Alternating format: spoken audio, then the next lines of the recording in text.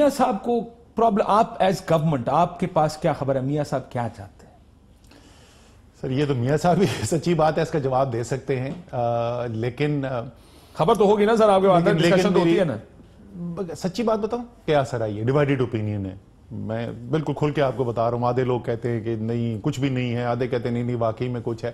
جو کچھ بھی ہے میاں صاحب جو ہے ان کو اتنا ضرور میری مشورہ ہوگا، حکومت کو بھی مشورہ دے دیتا ہوں کہ جو بیسٹ فیسلٹیز اویلیبل ہیں بالکل ان کو مہیا کرنی چاہیے.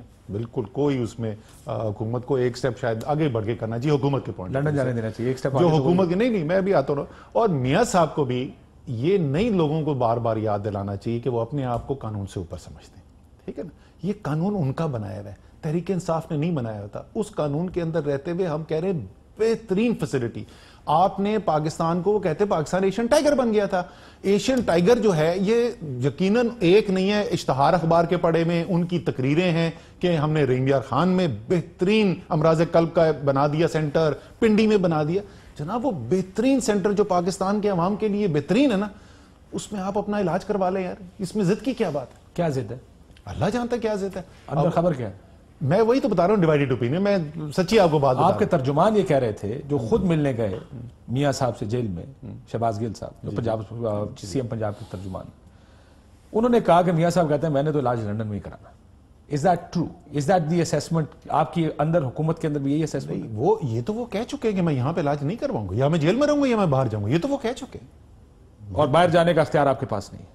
باہر جانے کے اختیار ہمارے پاس نہیں ہے. اور معذرت کے ساتھ پھر میں وہی سوال پوچھوں گا نا کہ کیا میاں صاحب سمجھتے ہیں کہ وہ پورے پاکستان کے عوام پہ جو قانون لاگو ہوتا ہے وہ الگ ہے اور میاں صاحب کے اوپر کوئی اور ہوتا ہے؟ سو آپ کا خیال ہے کہ پاکستان سے باہر جانے کا حکومت کی طرف سے کوئی سوال ہے؟ میرے خیال میں وہ تو خیر ویسے بھی کورٹ کا پروگیٹو ہے، یہ تو حکومت کے اختیار میں ہے. حکومت کے اختیار میں صرف ای سی ایل سے نام نکالنا ہے. کہا اگر کورٹ ان کو ضمانت دے یا ان کا سسپینڈ کر دیتی ہے ورڈکٹ جو ان کے خلاف سزا ہے تو ای سی ایل سے نام آرام سے نکل جائے گا. پتہ نہیں، وہ تو ظاہر ہے کیبنٹ بیٹھ کے بحث ہوگی، اس میں ہمیشہ ایک سے زیادہ اوپینین. سر یہ تحریک انصاف کی کابینہ ہے، یہ مسلم لیگ نون کی نہیں ہے. یا ڈیوائیڈڈ اوپینین ہوتا ہے، مختلف لوگ اپنی رائے دیں گے جو بھی فیصلہ. بٹ عمران خان صاحب پریویل کریں گے بیکاز ہی از کنونسڈ کہ کسی کا نام ای سی ایل سے نکالنا. یہ بھی میں آپ کو بتا دوں، ظاہر ہے in the end decision prime minister کا ہوتا ہے. بٹ ایک سے زیادہ دفعہ میں نے دیکھا ہے کہ جو ان کا اپنا اوپینین ہوتا ہے اور وہ اس کو نہیں جاتے اس پہ، وہ کہتے ہیں یار میرے خیال میں یہ ٹھیک نہیں ہے لیکن چلو آپ لوگ کہہ رہے ہو تو ٹھیک ہے. لیکن خورشید شاہ صاحب کا کہنا ہے کہ اگر میاں صاحب کو کچھ ہوگا تو ایک قتل ہوگا اور آپ کی حکومت ذمہ دار، عمران خان صاحب ذمہ دار ہوں.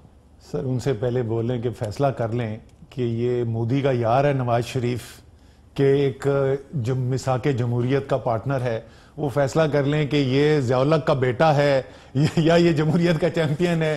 یہ ان کی اس پالیٹکس. اور میں چلو ضیاء الحق تو پرانا ہو گیا، یہ مودی کا یار تو ایک سال پہلے ان کو بول رہا تھا یار کشمیر الیکشن ایک سال پہلے کھڑا ہو کے بلاول بول رہا تھا. لیکن اب تو مساق جمہوریت ملاقات بھی ہوئی ہے. مساق جمہوریت میاں صاحب نے ڈیل کوئی نہیں کی. یہ کل کی جس میں آپ کو نوازا انہوں نے، اس میں اس قسم کی سیاسی گفتگو بھی ظاہر ہے، اس ملاقات میں سیاسی گفتگو بھی ہوئی.